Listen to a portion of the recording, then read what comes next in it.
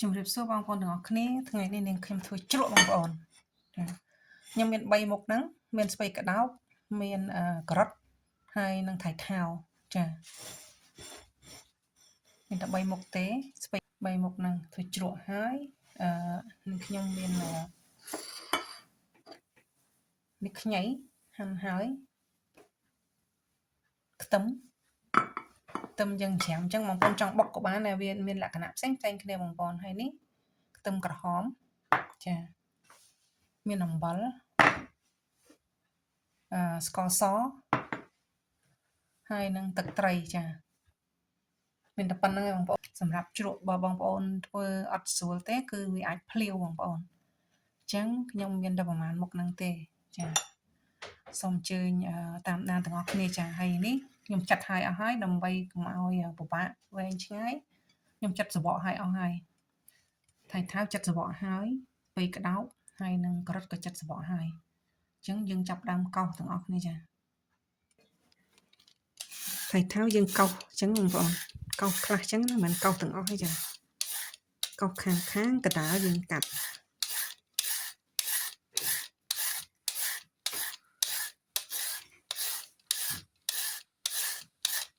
ការ៉ុតក៏យើងកោសដែរបងប្អូនណាការ៉ុតកោសដូចគ្នាចាកោសវាទៅចា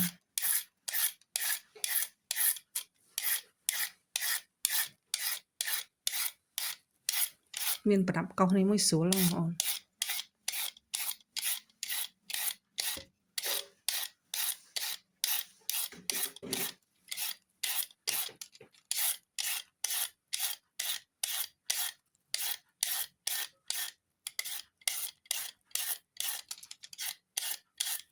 ចង់បានវិញយើងកោសត្រជាក់មួយចេះតែ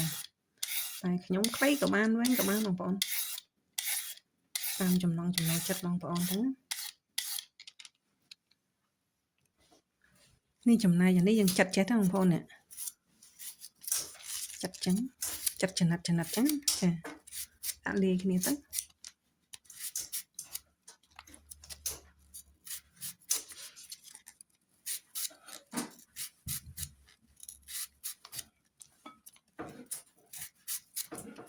ចឹងឃើញកាឡាស្អាតទៀតនេះបងប្អូនឃើញកាឡាវាស្អាតទៀតចាត់ចឹងមក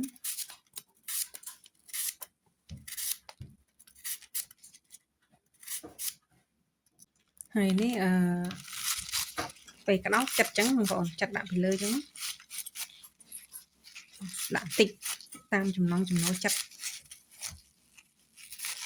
មានតែសក់បងប្អូនមានតែសក់ដាក់សក់ទៀតទេចាតែខ្ញុំអត់មានខ្ញុំដាក់តែ3មុខហ្នឹងក៏បានដែរចា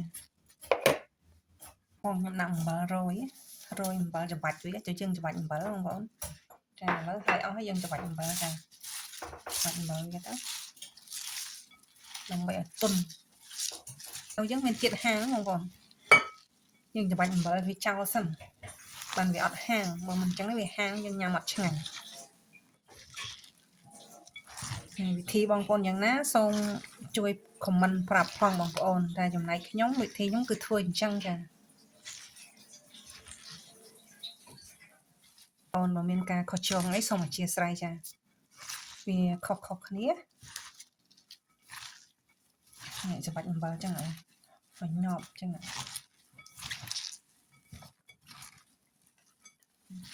ចាននេះរៀងទួយតិចដែរប៉ុន្តែអត់អី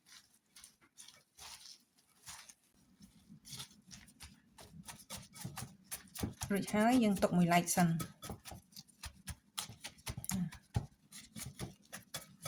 តោះណាមិញពេញចានទៅស្រក់អស់ខ្លះចារួចហើយយើងទុកវាមួយឡែកសិនបងប្អូនបន្តិចទៀតយើងនឹងជ្រក់ចាទុក15នាទីអញ្ចឹងដាក់ខ្ទឹមចូលខ្ញីខ្ទឹមក្រហមស្ករសដាក់ស្ករសចូលហើយបងប្អូនហើយខ្ញុំដាក់ទឹកត្រីចូលចាដាក់ទឹកត្រីចូលបងប្អូន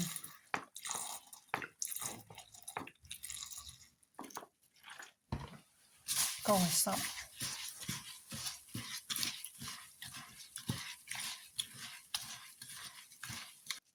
វទឹកខ្មេ ខ្មេះបងប្អូនទឹកខ្មេះ apple បងប្អូនដាក់កន្លះចានតាមចំណង់ចំណូលចិត្តបងប្អូនទៅនេះចាចាក់ចូលមកទឹកខ្មេះហើយនឹងទឹកត្រីគឺប្រហែលគ្នាទៅបងប្អូន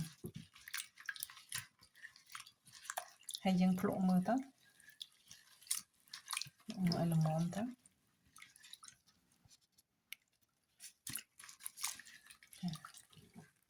ស្ទើរជូរខ្ញុំចាក់ថែមតិចទៀត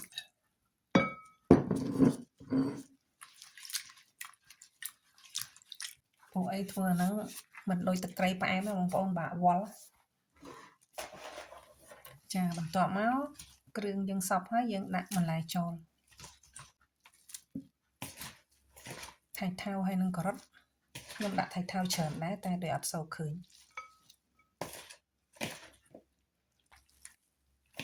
ធ្វើទុកមួយយប់ឆ្ងាញ់បើបងប្អូនធ្វើព្រឹកហូបល្ងាចក៏បានដែរតែបើទុកមួយយប់គឺដឹងតែឆ្ងាញ់ហ្មងបងប្អូន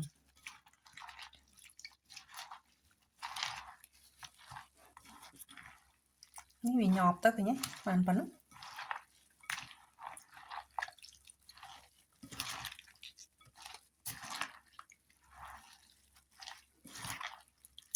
ចាឥឡូវរបៀបធ្វើជ្រក់របស់ក្រុមគ្រួសារនាងខ្ញុំដល់ទីបញ្ចប់ហើយសូមអរគុណបងប្អូនទាំងអស់គ្នាដែលបានតាមដានវីដេអូរបស់នាងខ្ញុំតាំងពីដើមរហូតដល់ចប់ចាសូមអរគុណសូមជម្រាបលាជួបគ្នានៅវីដេអូក្រោយៗទៀតបើមានកំហុសខុសឆ្គងដោយប្រការណាមួយសូមមេត្តាអធ្យាស្រ័យចា